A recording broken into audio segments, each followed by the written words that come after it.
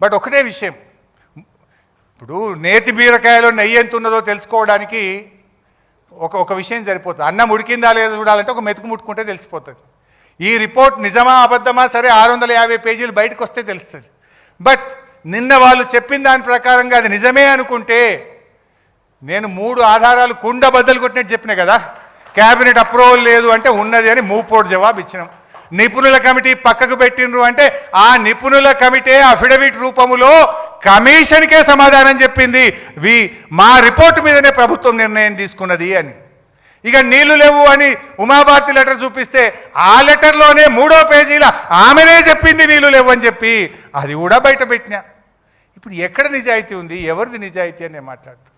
మీదంతా కూడా రాజకీయ పబ్బం కట్టుకునే ప్రయత్నం.